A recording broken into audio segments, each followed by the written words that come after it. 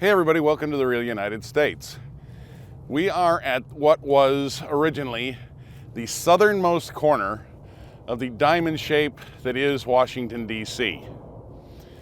Now, for those of you who aren't familiar with this, Washington, D.C. was laid out in the late 18th century by Major Albert Ellicott.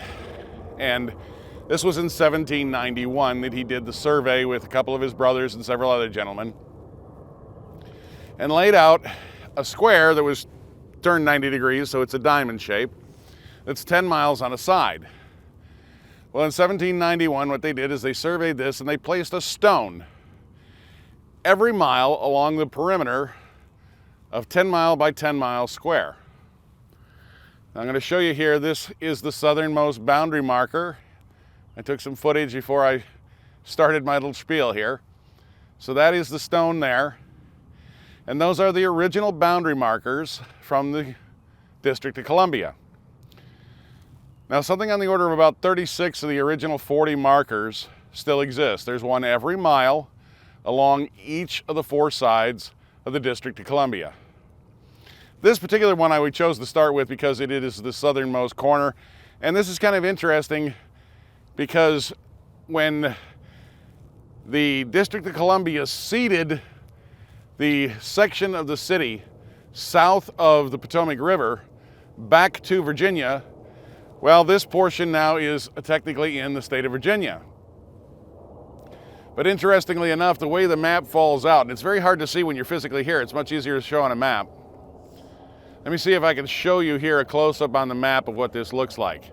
You have the states of Virginia, Maryland, and the District of Columbia all coming together essentially at a point just out in the river. But there's actually a little piece of land here that is part of the state of Maryland when you physically get here, and we're going to show you some of the new markers that have been placed here in recent years. Okay, so I'm not sure I really got all the facts and figures out right, folks, because I'm still not feeling real well. But the fact of the matter is that this survey was performed in 1791 and into 1792, I believe, by Major Andrew Ellicott.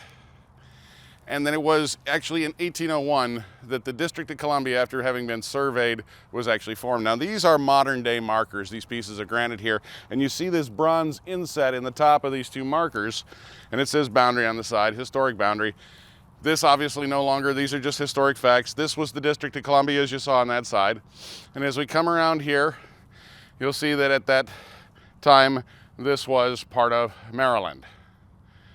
Now, the interesting thing is if you look on the Google Maps now, you'll see that where these three bodies come together, the District of Columbia, Virginia, and Maryland, is actually out in the Potomac River.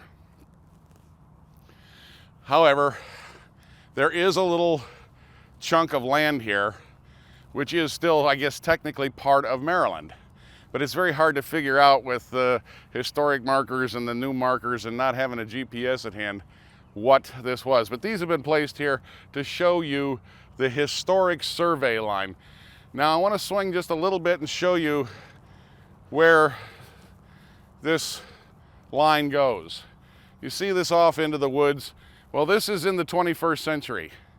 You can imagine how thick and overgrown and dense this would have been in 1791, 1792, when Ellicott and his comrades were here trying to do a survey and trying to haul these, pieces of granite in here and set them.